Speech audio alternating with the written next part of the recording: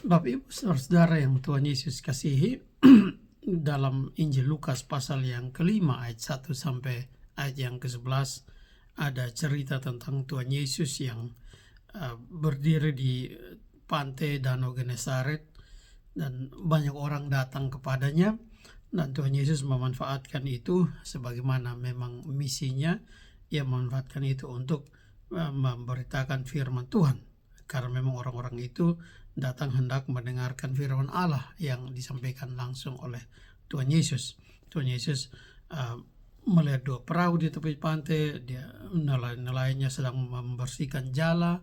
Tuhan Yesus naik ke salah satu perahu yang adalah milik Simon Petrus, murid Tuhan Yesus sendiri. Dan Tuhan Yesus duduk di perahu itu dan berbicara, memberitakan firman kepada orang-orang yang datang kepadanya. Nah, setelah Tuhan Yesus memberitakan firman, dan kita lihat bagaimana Tuhan Yesus menganggap pemberitaan firman sebagai sesuatu yang amat penting, sehingga ia lebih dulu memberitakan firman sebelum melakukan hal yang lain dalam cerita ini. Nah, setelah Tuhan Yesus memberitakan firman, Bapak Ibu sekalian, dia memerintahkan pada Simon, pemilik perahu itu, untuk bertolak ke tempat yang lebih dalam di danau itu dan menebarkan jala untuk menangkap ikan. Nah, mulai ayat yang kelima kita melihat Simon menjawab, "Guru, telah sepanjang malam kami bekerja keras dan tidak menangkap apa-apa. Tetapi karena Engkau menyuruhnya, aku akan menebarkan jala juga." Jadi Simon mempunyai keraguan di dalam hatinya. Dia enggan untuk menebarkan jala lagi, sebab dia sudah mengalami sepanjang malam menebarkan jala di tempat yang sama, tetapi tidak mendapat ikan. Sekarang Yesus memerintahkan dia untuk melakukan hal yang sama. Tentu Simon ada muncul pikiran untuk apa melakukannya, toh tidak ada hasilnya sebelumnya.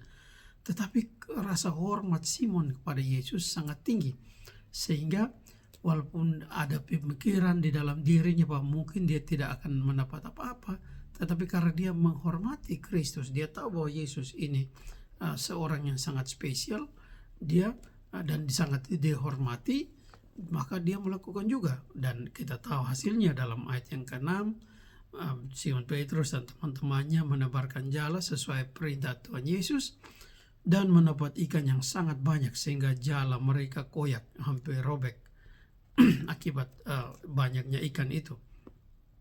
Mereka ayat 7 mengatakan mereka memanggil teman-temannya di perahu yang lain untuk datang membantu mereka untuk mengangkat bersama-sama ikan-ikan yang sangat banyak itu dan mengisi kedua perahu itu dengan ikan itu sehingga hampir tenggelam. Jadi luar biasa banyaknya ikan yang mereka dapatkan sebagai hasil Simon Petrus dan teman-temannya mendengarkan nasihat Yesus yang walaupun sebenarnya bagi mereka tidak begitu masuk akal, mungkin sebab mereka sudah mencoba sebelumnya dan tidak dapat apa-apa. Dan itu membawa pelajaran yang baik bagi kita bahwa mentaati perintah Tuhan itu kita dalam mentaati perintah Tuhan kita harus melihat pada diri Tuhannya, bahwa dia adalah Tuhan, dia tahu apa yang ia perintahkan.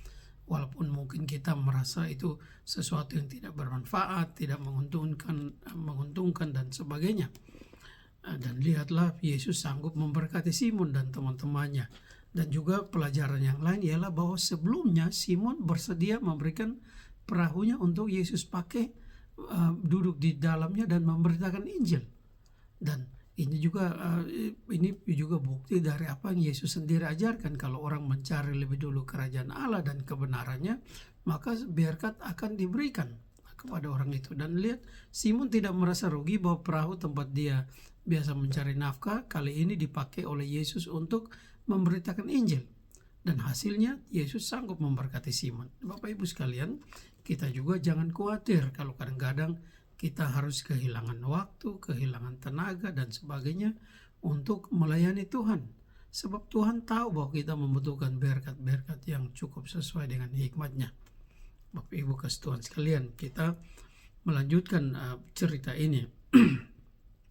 Ayat yang ke-8, ketika Simon Petrus melihat hal itu, ia pun tersungkur di depan Yesus dan berkata, "Tuhan, pergilah daripadaku. sebab aku ini seorang berdosa. Di sini dramanya mulai memanas, Bapak Ibu sekalian. Petrus tiba-tiba menyadari. Memang sebelumnya dia sudah tahu bahwa Yesus adalah bukan orang biasa, bukan orang seperti dia. Yesus adalah seorang yang khusus. Tetapi sekarang Petrus, yang sangat dihormati, tetapi sekarang Petrus mendapatkan kesadaran yang lebih dalam bahwa Yesus ini bukan manusia biasa. Dia memanggil dia Tuhan. Dia memanggil Yesus Tuhan. Dan selain menyadari bahwa Yesus ini bukan manusia biasa, Petrus juga menyadari bahwa dirinya sebenarnya tidak layak berada di hadapan Yesus. Alasan Petrus merasa tidak layak berada di hadapan Yesus adalah karena ia orang berdosa. Bahwa Simon Petrus orang berdosa. Sehingga dia merasa bahwa Yesus yang suci tidak layak berada di dekat orang berdosa seperti dirinya.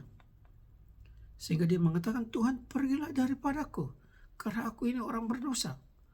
Saya tidak bisa berspekulasi Bapak Ibu, tetapi dalam perjanjian lama, orang-orang Yahudi seperti Petrus ini sudah belajar bahwa semua orang berdosa tidak layak berada di hadapan Tuhan. Mereka akan mati dihukum oleh kekudusan Tuhan.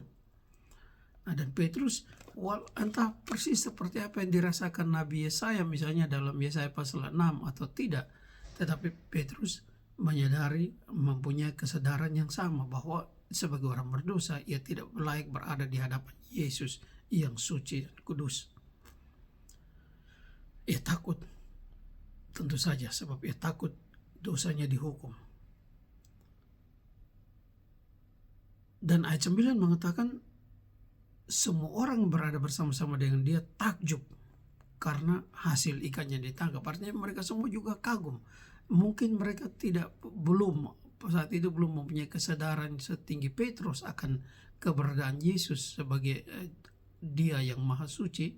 Tetapi mereka takjub bahwa dengan mentaati perintah Yesus yang kelihatannya sedikit kurang masuk akal itu, mereka mendapatkan hasil yang luar biasa. Jadi ini bukan orang biasa. Dan dua anak Zebedeus yang terkenal yaitu Yohanes dan Yakobus yang kemudian juga menjadi murid-murid Tuhan Yesus, menjadi rasul-rasul yang Tuhan Yesus utus, juga setuju. Mereka bersama-sama dengan Petrus juga di situ. Bapak Ibu kasih Tuhan sekalian, lalu kata Yesus pada Simon, jangan takut. Mulai dari sekarang engkau akan menjadi engkau akan menjala manusia. Yesus berkata pada Petrus, jangan takut. Maksudnya ialah jangan takut bahwa engkau ini orang berdosa sedangkan aku adalah Tuhan yang maha suci. Tentu tidak mungkin Yesus berkata pada Petrus bahwa supaya Petrus jangan takut kalau dosa Petrus tidak diampuni. Kalau Yesus tidak tahu bahwa dengan pengorbanannya nanti di kayu salib dosa-dosa Petrus dan teman-temannya pengikut Yesus yang lain diampuni. Tapi karena Yesus tahu itu, Yesus tahu misinya datang ke dunia ini, bahwa ia akan disalibkan untuk menebus dosa para orang-orang yang mengikuti dia, para pengikutnya. Sehingga dia bisa berkata pada Simon, jangan takut. Tetapi tidak sampai situ. Orang percaya, pengikut-pengikut Tuhan Yesus juga seperti kita saat ini, tidak diampuni hanya untuk duduk dan berdiam diri, tapi diampuni untuk menjalankan misi Yesus. Dan misi yang Yesus katakan pada Simon Petrus pada saat itu, mulai dari sekarang engkau akan menjala manusia. Maksudnya, sebelum ini engkau menjala ikan, engkau menangkap ikan-ikan itu, menjala mereka dan mereka akan mati supaya kamu bisa jual, bisa makan dan sebagainya. Sekarang engkau akan menjala manusia, engkau membawa manusia-manusia yang akan mendengarkan pemberitaan firman-Mu, pelayananmu dan menjadi percaya kepada Yesus, dan mereka akan ditangkap seperti dijala oleh pelayanan Petrus kemudian. Dan bukan dijala untuk dimatikan seperti ikan-ikan itu, tapi dijala untuk mendapatkan kehidupan yang kekal di dalam Tuhan Yesus. Bapak Ibu kasih Tuhan sekalian, bagaimana reaksi Petrus dan teman-temannya? Dalam hal ini paling tidak Yakobus dan Yohanes.